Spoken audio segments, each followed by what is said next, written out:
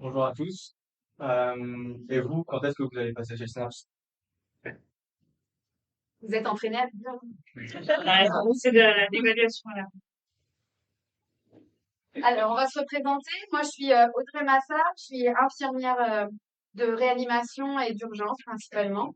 Et puis, j'ai des vacations intermittentes dans des IFSI en Bourgogne.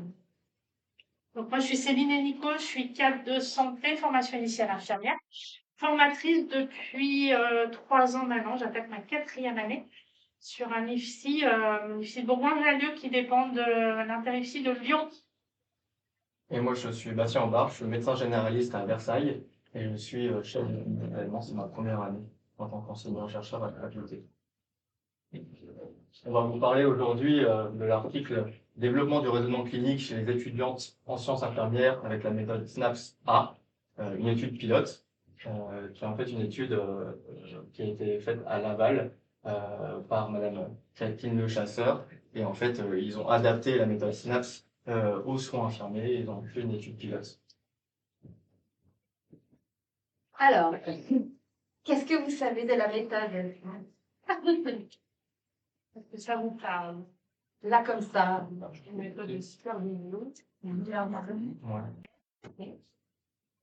Indirect. Lésion indirecte. Supervision indirecte. T'as dit qu'il y a une grille? Une grille, c'est ça? C'est une façon, on demande à l'étudiant de présenter le cas clinique d'une certaine façon. Ok. Le S, c'est pour Alors. summarize, résumer le cas. Ok. Le L, c'est pour narrow, formuler des hypothèses. Ok. Le A, c'était analyze, je crois, non? C'était hiérarchiser une hypothèse. Le P, ça doit être prove to settle, poser des questions au superviseur. Parfait. L'autre P, je ne sais plus. Le S, ça doit être synthesize, faire la synthèse. Ouais, voilà, c'est plain dans le. Des plages. Et le S, du coup, Le S, de sélectionner voilà, quelque chose à apprendre de tout ça, ou en tout cas d'aller plutôt quelque chose à développer de plus. Ouais, ben, vous êtes parfait. Comme d'hab, hein, on en fait plein. Donc c'est une méthode qui a été développée à la base pour relever le défi de superviser justement des étudiants en médecine en milieu ambulatoire, en fait, dans un endroit où on n'a pas forcément le temps, les choses s'enchaînent, etc. On vous a mis à la fin la référence de l'article original en fait de Volpo, voilà si je le dis pas mal comme il faut, avec également l'article proposé, enfin l'étude faite par Madame Audrey Farougia qu'on a invitée et qui est avec nous derrière là et qu'on remercie d'être venue, qui elle l'a testée dans le cadre de la médecine légale. Donc, je vous invite aussi à découvrir son article. Donc, il y a deux grands objectifs de la méthode SNAPS. Donc, vous les avez dit, en fait. En effet, c'est de faire émerger les incertitudes des étudiants et puis de permettre d'évaluer leur raisonnement clinique, de l'explorer. Et puis, également... ça a prouvé que ça pouvait favoriser l'engagement de l'étudiant dans ses apprentissages et également démontrer une réelle efficacité dans le développement du raisonnement clinique. Alors, les objectifs de l'étude pilote qu'on vous propose aujourd'hui, d'abord, c'est d'explorer l'utilisation de la méthode, mais en adapté aux infirmières, en fait. La méthode, elle a été retraduite, en fait, sur les soins infirmiers. Et donc, ça sert également à documenter le point de vue des étudiants et des superviseurs sur cette méthode adaptée. L'étude s'est déroulée de la manière suivante. En fait, il y a eu un recrutement de DIAD étudiants superviseurs. On a d'abord formé tous les participants et après, en fait, les DIAD se sont enregistrés pendant leurs échanges sur la méthode SNAPS A. Et donc, l'étude, c'est l'analyse, enfin, la fin de l'étude, c'est l'analyse de ce qui ont pu ressortir de ces enregistrements. Du coup, ce qu'on vous propose aujourd'hui pour mieux comprendre l'étude, c'est de la simuler en même temps. Vous allez la vivre en même temps qu'en parallèle de ce qui a été fait. Donc, on va d'abord faire une formation des étudiants et des superviseurs qui sont juste ici. Ensuite, on va réaliser une simulation d'une supervision de la méthode SNAPS. Donc, il y aura parmi vous des superviseurs et parmi vous des étudiants. Et ensuite, on va analyser l'utilisation de la méthode SNAPS. Alors, quand ils l'avaient analysé, en fait, ils avaient analysé les enregistrements. Là, on ne peut pas vous enregistrer puis prendre le temps de l'analyse. Donc, on va demander à certaines personnes de faire l'enregistrement, en fait, d'être observateur de chaque simulation de supervision. Et vous allez, je vais vous donner une feuille, analyser justement comment utiliser cette méthode. Et ensuite, on reprend un point tous ensemble avec le recueil des impressions des participants, donc des étudiants et des superviseurs. Et on analysera tout ça. Du coup, ce qu'on vous propose dans un premier temps, c'est la formation des participants. Donc, eux, dans l'étude, ce qu'ils avaient fait, c'est qu'ils avaient fourni un guide d'utilisation de la méthode SNAPS. Ils avaient fourni une vidéo d'une supervision via la méthode SNAPS. Et ensuite, ils leur avaient fourni également une fiche pour s'en servir sur le terrain. Donc, le guide, on ne peut pas vous le fournir là. De toute manière, vous n'auriez pas le temps de le lire. Là, ce qu'on va vous proposer, c'est de faire une simulation de la vidéo en direct. Et on va vous donner ensuite le support à utiliser. Bonjour Audrey, je reviens de ma tournée avec Valérie et je voulais savoir si tu avais 5 minutes pour qu'on puisse faire le snap dont je t'avais parlé sur la patiente que j'ai suivie la semaine dernière. Eh ben, pas de problème, Céline. Prenons le temps de faire ça. Allons-y, je t'écoute. Alors, concernant l'état de santé de cette personne, donc il s'agit d'une femme qui a chuté à vélo sur la voie publique, qui est active habituellement, autonome, elle a 71 ans. Et elle vit seule à domicile depuis le décès de son mari il y a 5 ans. Suite à sa chute, elle présente une fracture du tiers moyen de la clavicule droite. Et donc, au niveau du cabinet, on l'accompagne dans les gestes de la vie quotidienne. Ce que j'ai pu remarquer chez cette patiente également, et qui m'a un petit peu étonnée, elle accepte très difficilement finalement sa dépendance temporaire, son immobilisation. En fait, elle est contrainte à domicile avec cette perte d'autonomie et c'est vraiment très très difficile pour elle à accepter. J'ai essayé de voir si on pouvait avoir d'autres causes à ce sentiment un petit peu négatif. Je suis notamment allée interroger sa douleur et en fait, elle me dit qu'elle prend ses antalgiques que le soir pour dormir en fait parce qu'elle a peur d'avoir mal la nuit et de se réveiller. Donc elle les prend plutôt en anticipation. D'accord. C'est quoi ces antalgiques? Alors, elle a que des antalgiques de palier 1. D'accord. Par contre, pour prendre en charge sa douleur, elle est également porteuse d'anneaux claviculaires. Ok, très bien. Donc, sur les problèmes ou besoins prioritaires, moi j'en ai identifié 2. D'accord. Le premier, j'ai mis se mouvoir et maintenir une bonne posture parce que, avec son bras, son coude au corps, et puis ses anneaux, c'est compliqué. Quand elle se déplace dans la maison, c'est pas des vrais troubles de l'équilibre, on voit vraiment que c'est de l'appréhension. Voilà, elle se tient au mur, donc j'ai préféré mettre celui-là. D'accord. Puis évidemment, j'ai mis être propre et protéger cet tégument, étant donné que nous, on intervient sur ces gestes-là pour elle. Tu me parlais aussi de difficultés à accepter la perte d'autonomie. Oui. Est-ce qu'il n'y aurait pas un problème sous-jacent peut-être? Ah. Alors peut-être on peut parler d'un risque de sentiment de solitude dans ces cas-là. D'accord. Ok. Du coup, si je passe à l'analyse des besoins prioritaires, il serait peut-être judicieux de prendre en premier lieu ce risque de sentiment de solitude plutôt que les 2 autres alors. Peut-être à justifier. On a quand même pas mal d'éléments en faveur d'une baisse de morale. Elle peut plus conduire, elle voit plus ses amis, elle est isolée chez elle. Même si ses enfants passent, ils se relayent un petit peu pour tout ce qui est courses, ménage, enfin voilà, des choses un petit peu dans l'utilité plus que dans le partage et dans le plaisir pour cette dame. Et puis cette dépendance rajoute en fait à sa baisse de morale parce qu'elle dit que ses enfants sont largement occupés et ils n'ont pas besoin de s'occuper d'elle en plus. D'accord. En plus, oui, ce que j'ai pu noter dans mes conversations avec cette dame, c'est qu'elle parle souvent de son mari. Apparemment, c'est pas quelque chose qui était habituel chez elle. D'accord. En fait, le décès de son mari la renvoie aussi à son futur décès finalement à son avancée dans l'âge. Et cet accident l'a quand même largement chamboulé. Ok. Voilà.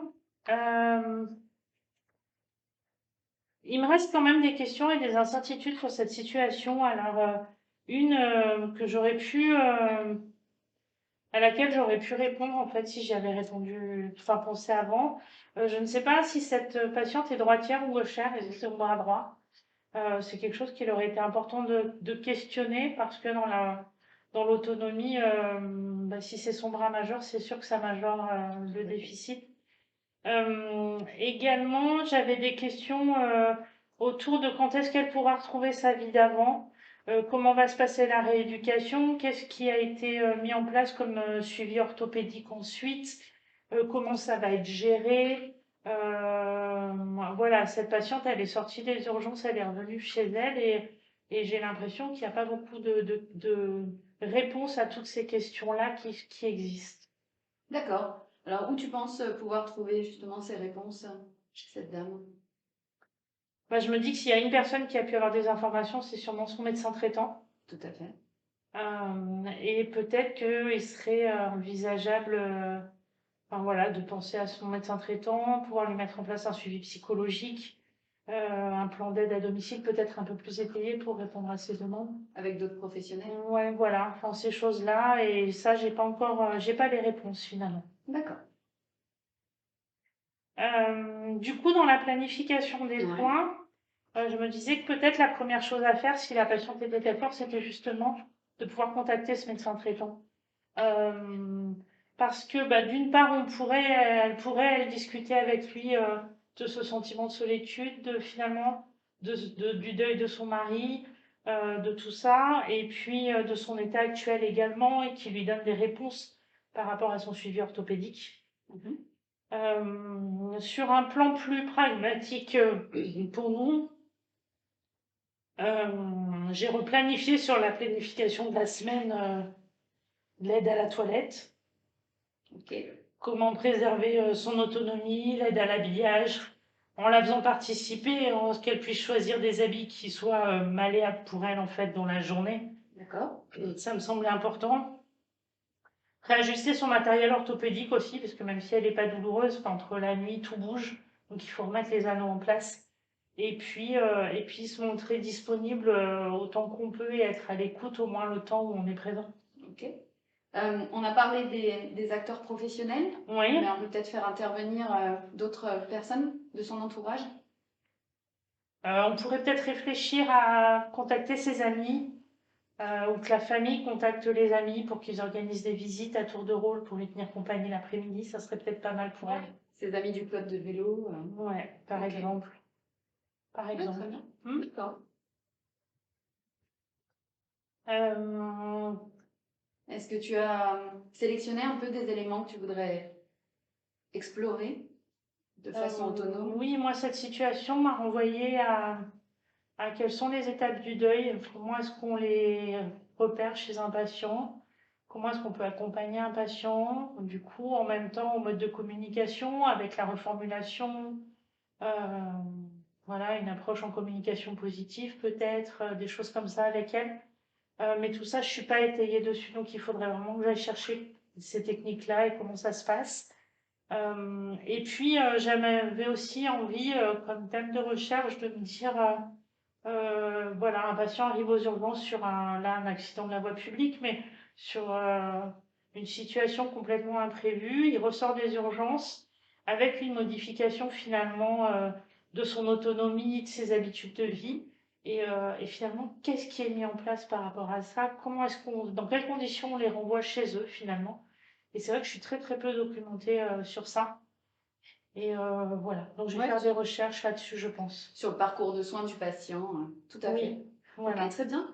Eh ben, écoute, c'est très complet. Moi, je t'invite vraiment à garder cette trace d'apprentissage dans ton portfolio Ok. et puis et de me faire part de ce que tu auras trouvé sur les 3 points que tu veux explorer. Et ben, dès que j'ai fait mes recherches, je te les envoie, pas de problème. Merci beaucoup, Céline. Merci à toi. Au revoir. Au revoir.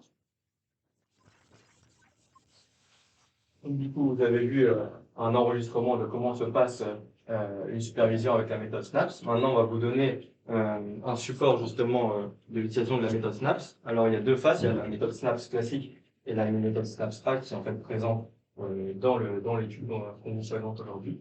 Et ce qu'on va vous proposer, c'est de former des groupes. Alors, un groupe d'étudiants, un groupe de superviseurs et un groupe d'observateurs. Pour faciliter la simulation, ce qu'on vous propose, c'est que tous ceux qui sont infirmiers de métier fassent les étudiants pour que ça soit plus simple de réaliser cette simulation. Oui.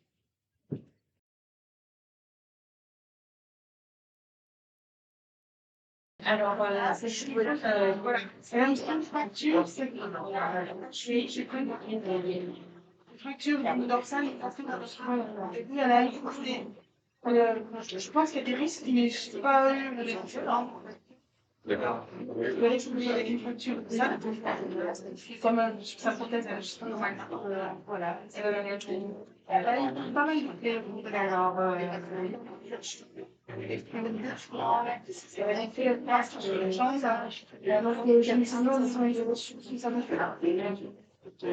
certainement,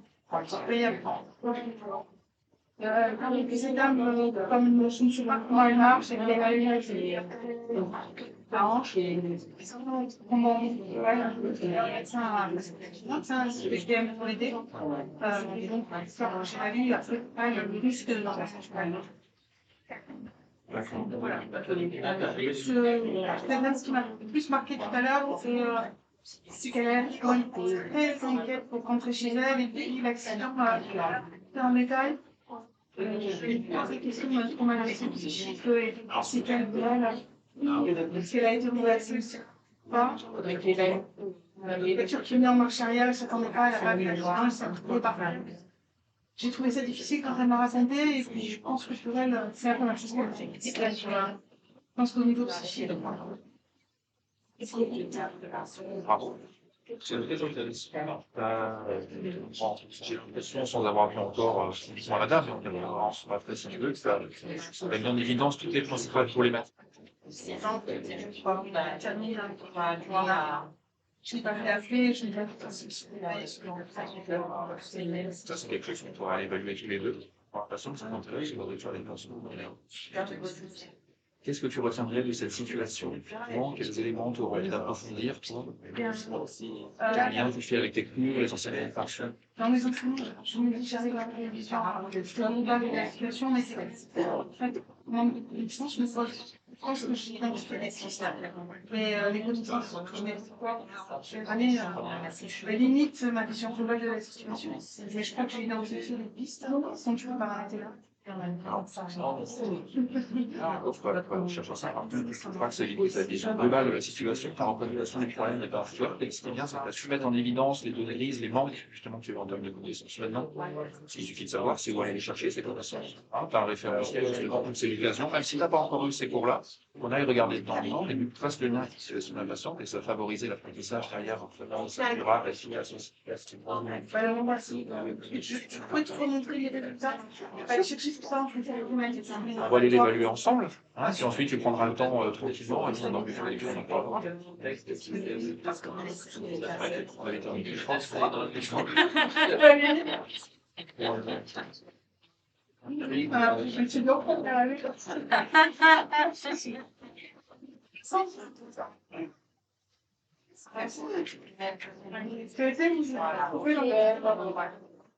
À peu près. Il y a beaucoup d'allers-retours. Ouais. Et c'est chaque thématique qui est pris un niveau intéressant. On décline S, N, sans problème. S, N, A avec un O, c'est revient avec ça. Et je trouve que l'étape P est celle qui est peut-être moins développée. Donc, dans mon ressenti, attention, hein, dans le sondage du superviseur. L'étape P, ah oui, pas la planification des soins, le sondage du superviseur. Voilà, c'est ça. Parce que pour moi, il y a cette année, enfin, cette sollicitude, cette empathie, enfin, il n'y a rien à dire là-dessus. Mais le superviseur a plus apporté de solutions que de questionner pour que l'étudiant D'accord. Amène des solutions. Alors, les incertitudes étaient là. Et d'accord, incertitude, qu'est-ce que tu fais? Et alors là, qu'est-ce qui t'a pris alors que là, les propositions étaient super, mais voilà, on va voir le ciné, on va faire une verticalisation, parce qu'on va faire. Et il y a plus d'accords assez marqués, peut-être les propositions. Mais c'est pas l'étudiant qui l'a eu. Ah oui. C'est-à-dire que c'était plutôt supervisé. Proposition. On connaît pas ça.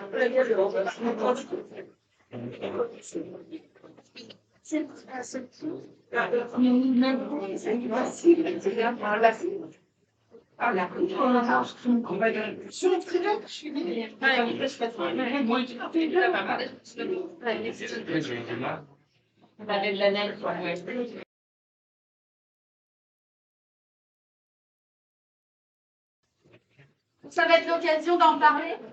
On vous propose un débrief par catégorie dans vos rôles, justement, en fait. Voilà, on vous propose un débrief en rôle. Donc, on va commencer par ceux qui ont observé.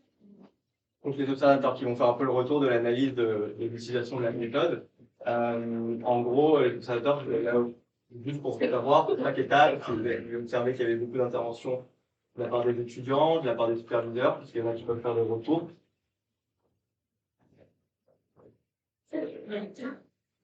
Pour ma part, dans le groupe où j'ai fait, le SNA était bien abordé par l'étudiant assez souvent. Ok, Un peu moins abordé par le superviseur à ce moment-là. d'accord. Il a beaucoup plus travaillé après. Par contre, effectivement, la difficulté, c'est les 2 P. Les 2 P. D'accord. Donc on va dire que c'était plutôt plus au niveau du SNA. Moins fluide, on va dire. La fin, c'était plus compliqué. Oui, c'était plus aidant et la difficulté, enfin voilà, ce qu'on avait un petit peu retrouvé, c'était faire attention de ne pas donner la solution trop rapidement, mais de faire chercher. C'est vrai que c'est plus facile de proposer que de faire poser les questions pour amener à la réflexion. Donc pour les 3 derniers. Ok, et où il y avait plus d'intervention du superviseur. Oui. Qui parfois ne laissait pas trop élaborer. Poser peut-être pas assez de questions parce qu'il était plutôt force de proposition. Ok. Est-ce qu'il y en a qui ont observé la même chose ou peut-être différent? Alors, c'est vrai que j'ai trouvé que finalement, la grille permet une grande autonomie à l'étudiant de suivre et de clarifier sa pensée. Et puis que le superviseur, effectivement, il intervient plus sur la fin pour peut-être l'aider à clarifier, l'aider à prioriser. D'accord. Voilà. Ouais. Après, c'est vrai que c'est l'histoire du nombre de fois, bon, c'est pas très clair. Ouais. Moi, j'ai fait à chaque prise de parole, j'ai coché une fois. Mais globalement, c'est quand même ça, une certaine autonomie au départ. Ok. Et puis, qui demande à être précisée par le superviseur sur la fin. D'accord. Ok. Est-ce qu'il y en a qui retrouvent des choses similaires, différentes? Ouais. Oui, moi j'ai trouvé que la partie superviseur, en tout cas, je la voyais plus dans la partie A, l'analyse. Donc pour toi, c'était plutôt ici? Oui, parce que en tout cas, dans le groupe où j'étais, ouais, je l'ai mis 4-5 fois, puisqu'en fait, elle amenait le questionnement à l'apprenant, avec des reformulations, avec des questions ouvertes, ce qui fait que là, j'ai trouvé que dans sa démarche, l'étudiante était aussi beaucoup dans le A, beaucoup dans le S et le A. Ok. Par contre, peu dans la présentation des incertitudes des questions de la part de l'étudiant. D'accord. Et même pas trop non plus de la part du superviseur. D'accord. Thierry. Moi, je voulais dire que l'étudiant que j'ai observé avait des grandes difficultés de raisonnement clinique. Et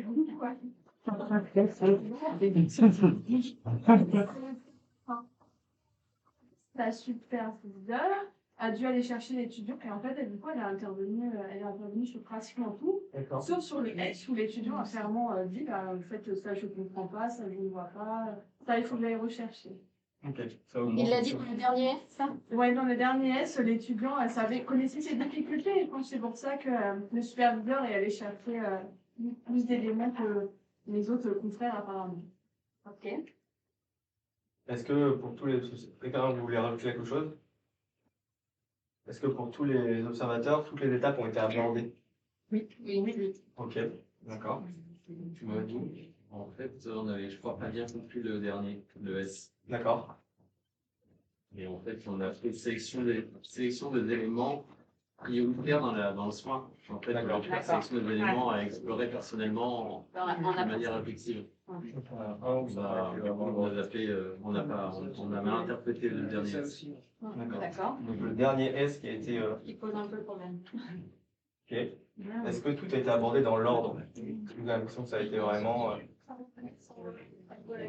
Ouf, ça passait du SNA, on repartait au SNA, on repartait au SNA. On avait pas mal à partir sur les... D'accord. Il y a quelques petits glissements entre le S et le R, ou entre le T et le S à la fin. Quelques petits glissements, même je vous allez retour, mais je vous reviens. Ça serait lui, quoi. Pas mal.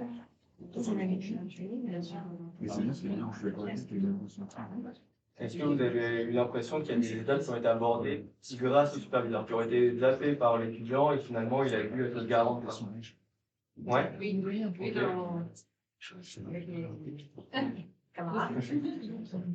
le superviseur a quand même permis à l'étudiant de la faire rebondir sur des éléments assez importants comme le choc post-traumatique, sur le retour à domicile, sur les intervenants extérieurs. Il l'a fait rebondir à plusieurs reprises sur ces éléments qui aident après effectivement une réflexion par rapport à ça. Ok. Les autres?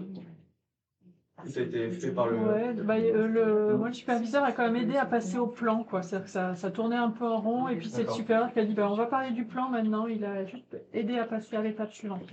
D'accord. Plutôt le fait. Ça marche. Et est-ce qu'il y a des remarques particulières sur les différentes étapes, des choses qui vous ont marqué Ouais. Une question, parce que nous, en tant que superviseur, on avait pour conseil de ne pas lire avant la situation. Et c'est vrai que c'est difficile de superviser sans savoir vraiment la situation. Là, donc, en général, en pratique clinique, quand on supervise, on se renseigne sur les cas, soit avant, ou soit on le reprend ensemble après, on vérifie qu'il ne manque rien, parce que sinon c'est difficile. Ouais, complètement. Ça, c'était toute la difficulté du... Donc, je ne sais pas si c'était volontaire de votre part de ne voulez pas la lire, si c'était à cause du temps. Si Oui, voilà, c'est un peu. C'est vrai que là, on est contraint en effet par le temps. Si je peux me permettre, en fait, selon le mode, c'est pas du tout incompatible avec la supervision d'un cas que vous n'avez pas vu.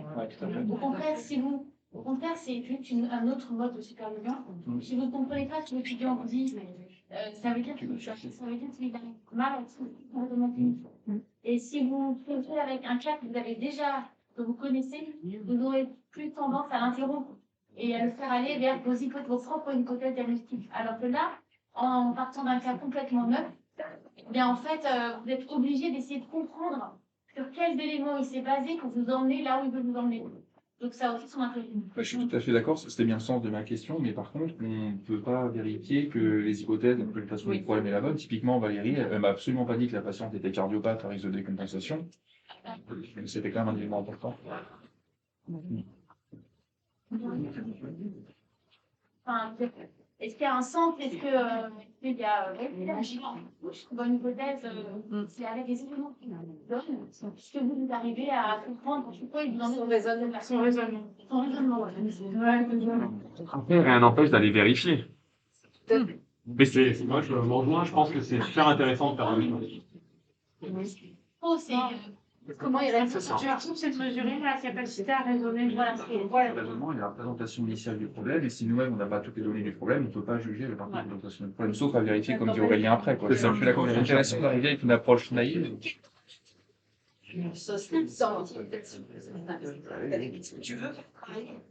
Et tu vois, si tout le reste découle et rien n'empêche de vérifier si la sélection des éléments importants est la bonne par la suite.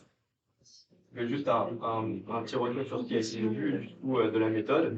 Donc sur les 12 échanges qui ont été enregistrés, il y en a 2 uniquement qui ont totalement respecté dans l'ordre par le même duo, la même diade.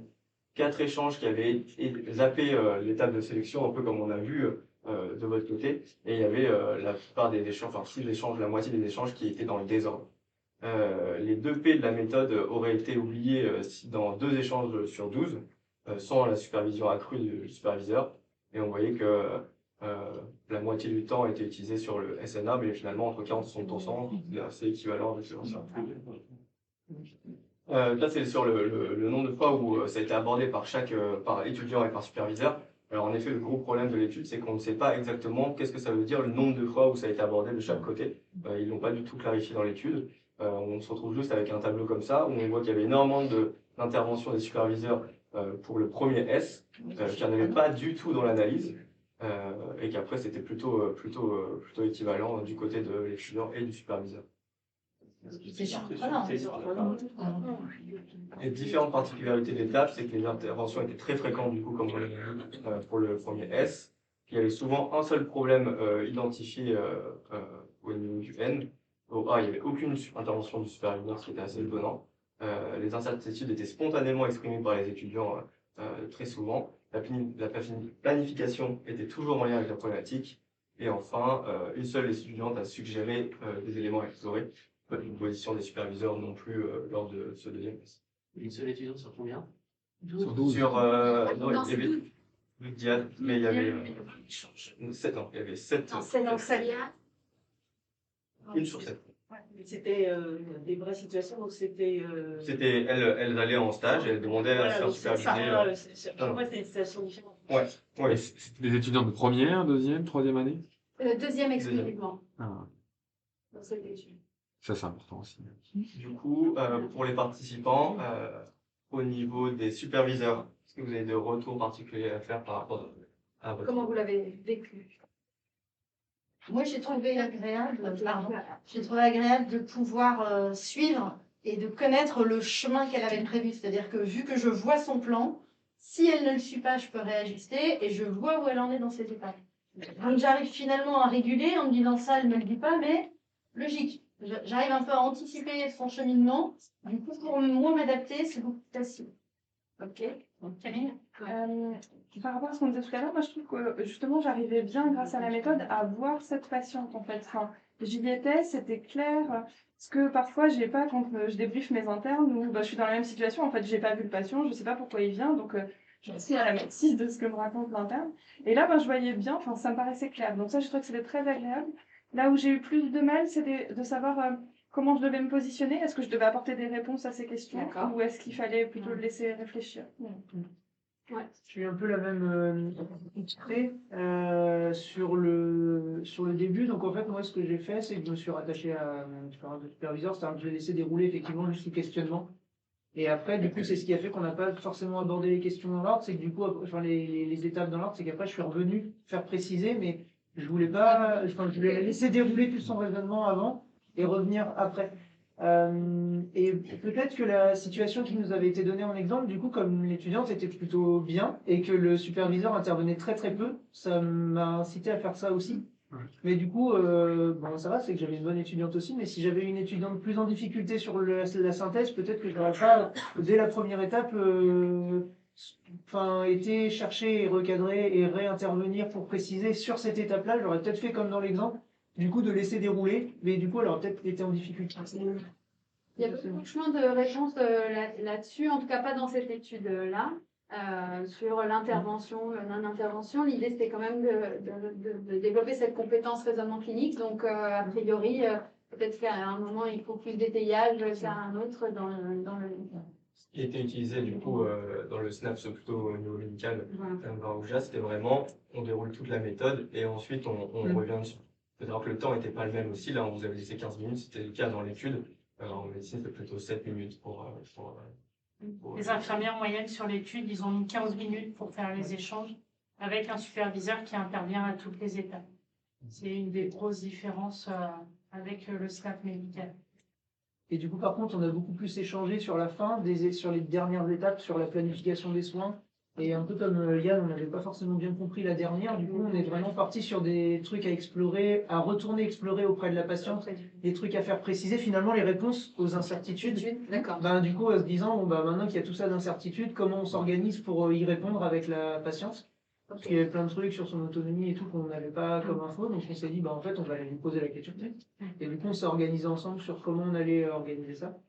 Alors que finalement, on aurait pu aussi aller creuser d'autres recherches personnelles, effectivement. Christine, tu voulais rajouter? Moi, j'ai eu l'impression de ne pas beaucoup intervenir parce que l'organisation, voilà, j'avais une bonne étudiante qui avait bien organisé, enfin, c'était clair, limpide, tout ce qu'elle me racontait, des propositions qu'elle faisait.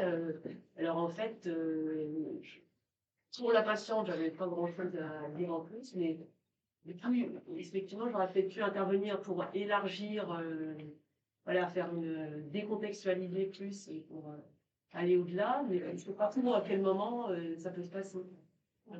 Ok.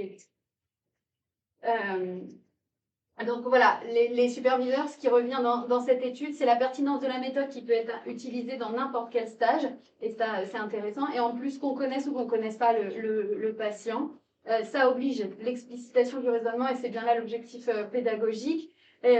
Ça stimule également la réflexivité avec les différents échanges, notamment dans l'étape S, mais aussi l'étape le dernier S, mais aussi l'étape où on parle de ces incertitudes. Et ça permettait aussi aux superviseurs elles-mêmes de se réhabituer à fonctionner comme ça, en tout cas de mentaliser à nouveau le fait qu'elles raisonnaient de cette façon.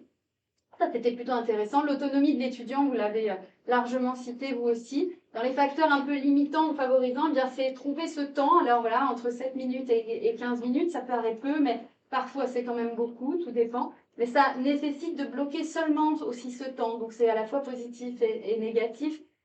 Dans l'étude, comme les supervisions étaient, les snaps étaient enregistrés, il fallait trouver un lieu relativement calme, ce qui peut à la fois être un problème dans un service, comme ça peut être aussi un moment pour se poser finalement et vraiment être qu'avec l'étudiant et pour l'étudiant, et que l'étudiant ait vraiment le temps aussi de s'exprimer sans être coupé, interrompu.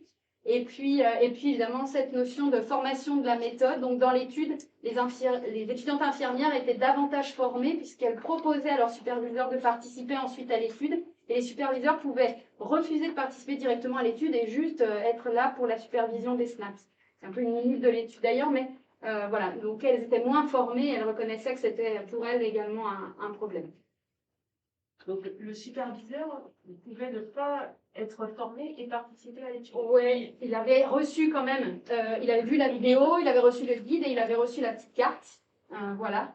Mais il n'avait pas, c'est pas lui directement qui s'était engagé dans l'étude, c'était l'étudiante qui s'était proposée et qui avait demandé à son superviseur d'être là pour jouer le rôle de la superviseure. Ouais, mais alors comme si l'aspect supervision justement avait pas trop d'intérêt, enfin que c'était surtout du coup que l'intérêt du SNAP, c'est surtout obliger l'étudiant justement à raisonner pour pouvoir faire le déroulé de son truc. C'est ça qui est le plus important que la rétroaction que va donner eh bien, le superviseur. oui, là, dans ce cas-là, en tout cas, c'est une des limites de l'étude, c'est l'engagement en effet des superviseurs dans cette et ce que tu dis, tout à fait. Et c'est peut-être la généralité sur le SNAP. Ah, alors là, c'est une étude pilote, donc que ça implique creuser plus l'étudiant. Et centré sur l'étudiant. Oui, c'est ça. Oui. Donc c'est volontairement une méthode où l'étudiant est placé au centre de sa formation. Mais maintenant, on ne peut pas se passer d'une formation en tant que superviseur parce qu'on va être confronté aux questions que vous avez tous évoquées là. Est-ce que je peux l'interrompre? Est-ce que c'est plus intéressant d'attendre la fin, etc.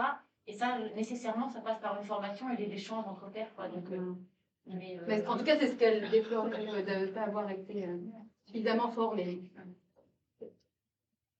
Alors, du côté des étudiants,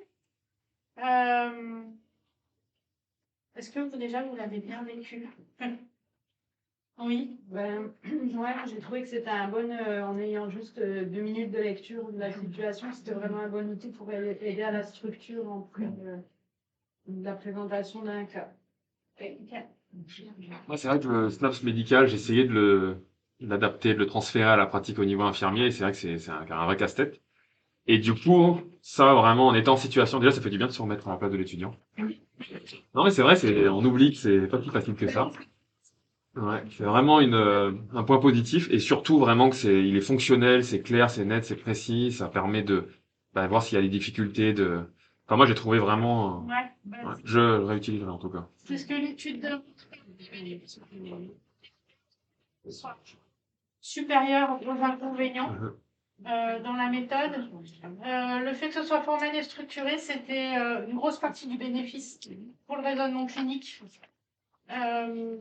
Ça les aidait dans leur démarche de soins, en fait, parce que la similitude, après, elles avaient à développer et à rajouter plus d'indicateurs et plus d'exemples. Mais du coup, c'est ce qui les aidait. Et en facteur facilitant, l'acquisition de la méthodo était quand même rapide, ce que les étudiants ramènent dans l'étude. La planification facilitée, en fait, quand ils planifient dans leur temps de stage, leur bilan, ils pouvaient en même temps planifier leur temps de supervision.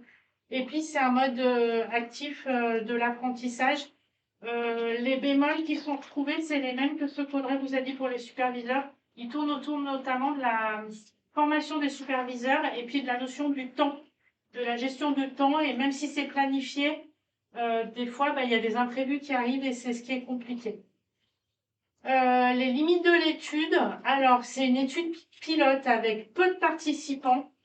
Les formations, les appropriations de temps étaient bien trop courts. Effectivement, c'est aussi une étude qui a été faite sur avec une seule promo d'un IFSI dans lequel travaillait en fait la chercheuse, pardon.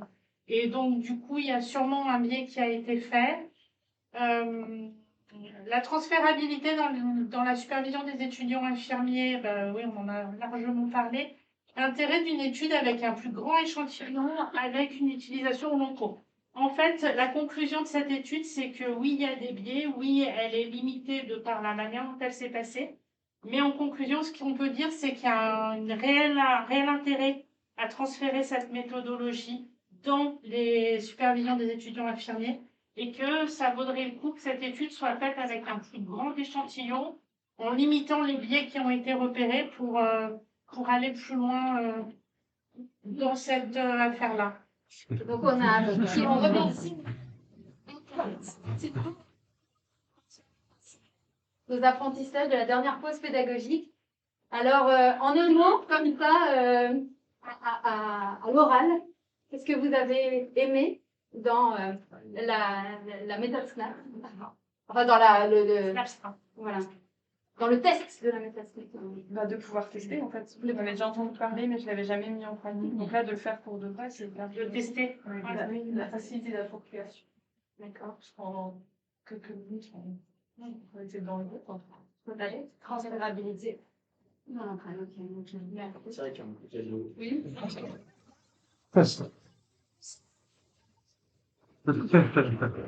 Mais partie du public qui va partir avec un petit outil. Super. En fait, venir. C'est le infirmier. Ouais. C'est pas intéressant. Ah oui.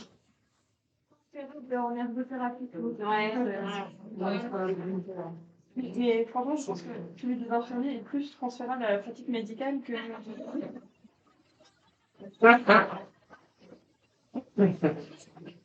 Mais on a d'autres choses à vous apporter. Pour rebondir sur ces remarques, vous l'avez peut-être dit au début, mais je n'ai pas imprimé, la méthode SNAPS A, elle a été développée comment? Elle est dérivée de la méthode SNAPS, et ça a été créé comment en fait? C'est une traduction de l'outil original ou c'est en gros, ils ont fait une étude préalable où ils ont fait une traduction entre guillemets de la méthode SNAPS adaptée justement. Pourquoi je pose la question et pourquoi on trouve ça plus transférable? C'est l'impression que j'ai, c'est que l'outil original SNAPS, c'est un outil de supervision du raisonnement clinique, mais avant tout à visée diagnostique, il me semble. Et d'ailleurs, le N de NAO, ils disent bien que réduire le champ des hypothèses diagnostiques. Or, la plupart du temps, nos incertitudes et nos situations de raisonnement clinique, c'est pas du diagnostic, c'est de la planification de soins, justement. Et c'est pour ça qu'on a du mal, je pense, à implémenter en pratique ça. Et donc, ce SNAPS A, il est vachement intéressant. Et nous, ma question de savoir comment il a été développé, est-ce qu'il est validé, finalement? En fait, c'est une erreur d'interprétation du mot diagnostic, parce qu'en fait, le SNAPS s'applique à toute situation, même cause d'un cassé artériel. Ouais. Donc en fait, ça ne s'applique pas qu'à des planifications de soins, ça peut s'appliquer à un acte technique, ça peut s'appliquer à ce que je veux dire. Et en fait, Ouais, très bien. parce qu'on a le mot diagnostic, on pense que c'est uniquement les établissements de diagnostic, mais en fait, dans une planification de soins, on évoque quand même des problèmes. Donc en fait, c'est un diagnostic, le mot diagnostic. Il était un peu galvaudé, c'est pour ça que je trouve que le SNAPS 1, ça apparaissait vachement mieux, cette notion de problème, plutôt qu'hypothèse diagnostique, qui moi me Ce que je bloquait. veux dire, c'est qu'ils parlent des besoins, ils sont infirmiers, on parle de problèmes identifiés et de besoins, et en fait, ils sont partis de là, et la planification découle, en fait, c'est comment j'amène, là, moi, je l'ai fait rapide quand je voulais faire en jeu de rôle, mais en fait, on pourrait imaginer que l'étudiant infirmier, il aille jusqu'à présenter la planification de ses soins sur ce patient. S'il est à l'hôpital, sur son poste, s'il est en libéral, c'est à quel moment et comment. Et en fait, c'est ça, en fait, qui a été mis en avant. Ouais, C'est bien fait dans l'étude précédente qu'ils ont fait. D'accord. Donc effectivement, ce SNAPS-là est super et plus pratique et utilisable, je trouve, que le original. Je ne pas ce qu'on a indiqué. Mais il est plus restreint. Vous comprenez, en fait, il est plus restreint alors qu'en fait, le SNAP original, vous pouvez l'appliquer à de plus grandes situations. En fait, et après, à vous de nous approprier, parce que, en fait, c'est un technique. L'avantage du SNAPS originel, c'est qu'en fait, vous pouvez vous l'approprier. Il reste encore utilisable dans toutes les professions et dans toutes. Voilà, c'est juste. Alors que le SNAPS A, il est vraiment ciblé sur la maladie en charge infirmière. Voilà. C'est juste ça. C'est juste ça. C'est juste ça. Ouais. Ce qui aurait pu être différent. Je vais avoir 2 heures, 1 heure sur le SNAPS. Mais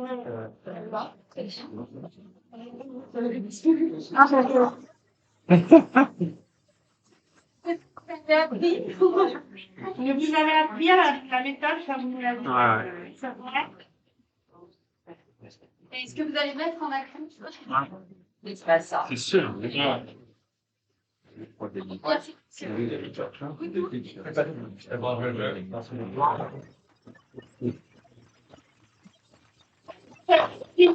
De la méthode SNAP, l'article de Mme Parougia, et en haut, c'est l'article sur lequel on s'est appuyé aujourd'hui.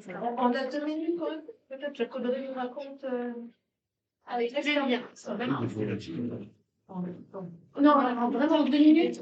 Comment je suis arrivée à utiliser la méthode SNAPS?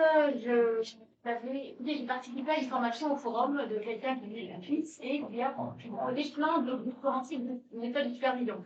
On a évoqué juste le mot SNAP.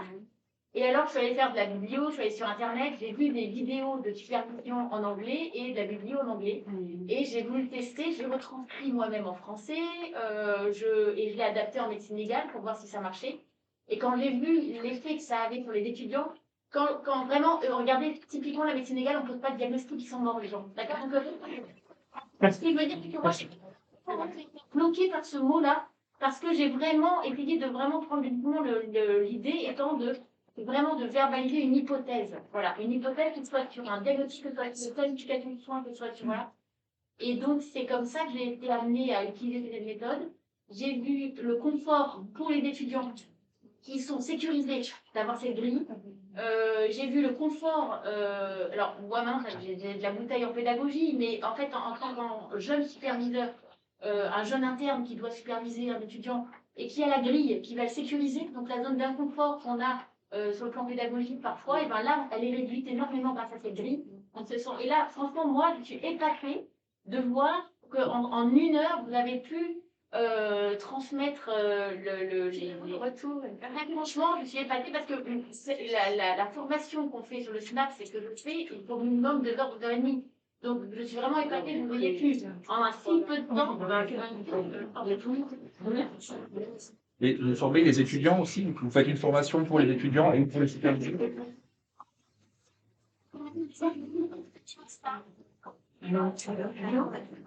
Et je leur soumets mon article en français. Ils doivent le lire pour la fin d'après.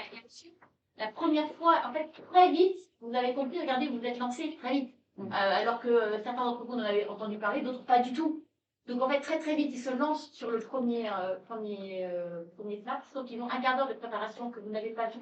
Voilà. Donc ça explique peut-être les variabilités qu'on observe, mais qui finalement se retrouvent dans l'article. Hein. Donc voilà. Donc en fait, il y a ce quart d'heure-là où ils sont seuls, et ils remplissent leur grille, et après, on essaie de faire début de stage, milieu de stage, fin de stage. Comme ça, on voit l'évolution de l'étudiant. Et malheureusement, en médecine, on a les écos qui nous prennent tout notre temps sur le temps de stage. Donc, je n'ai plus le temps de faire des snaps, mais je fais des snaps à l'oral en salle d'autopsie. Ou, vous voyez ce que je veux dire? C'est-à-dire qu'en fait, pour les rendre actifs, au cours de la salle d'autopsie, ils ne le font pas de manière formelle, avec un papier et une grille, mais on le fait à l'échange. Donc, en fait, finalement, c'est en sort une autre adaptabilité de la technique. C'est qu'une fois que vous la maîtrisez, et ben, en fait, vous pouvez l'utiliser n'importe où, n'importe quand, dans un trajet entre deux patients. C'est ces temps-là, en fait, que moi, j'essaye de voilà, ces temps-là où vous avez un patient, dans la voiture, je pars moi d'un décalage du matin, formule moi une hypothèse, et voilà. Donc, en fait, c'est une adaptation en mode, pas en mode dégradé, parce que ça reste hyper important, mais c'est chacun s'adapte. Vous avez une grille, un truc de départ, et après, vous l'adaptez en fonction du question et de ce que vous voulez gérer.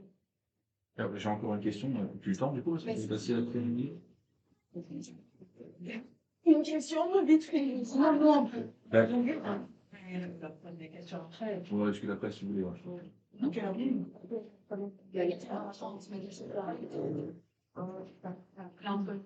À 14h30.